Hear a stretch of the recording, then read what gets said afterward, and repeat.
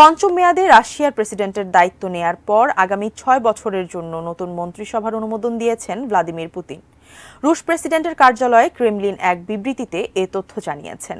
নতুন এই মন্ত্রিসভায় ২১ জন কেন্দ্রীয় মন্ত্রী ও ১০ জন উপপ্রধানমন্ত্রী রয়েছেন। এদের মধ্যে কয়েকজনকে নিয়োগ দিয়েছেন প্রধানমন্ত্রী মিখাইল মিশুস্টিন।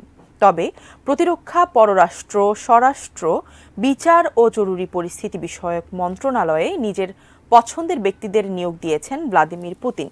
ক্রেমলিনের বিবৃতিতে আরও বলা হয়েছে, ২০১২ সাল থেকে রাশিয়ার প্রতিরক্ষা মন্ত্রীর দায়িত্ব পালন করা সের্গেই শোইগু এখন থেকে জাতীয় নিরাপত্তা পরিষদের সচিব হিসেবে দায়িত্ব পালন করবেন। সের্গেই শোইগুর স্থলাভিষিক্ত হয়েছেন অর্থনীতিবিদ আন্দ্রেই বেলেজভ। এক যুগ পর রাশিয়ার গুরুত্বপূর্ণ এই মন্ত্রণালয়ে একজন বেসামরিক ব্যক্তিকে মন্ত্রী হিসেবে নিয়োগ দেওয়া হলো। পঞ্চম মেয়াদে প্রেসিডেন্ট নির্বাচিত হয়ে গত ৭ মে শপথ নেন ভ্লাদিমির পুতিন।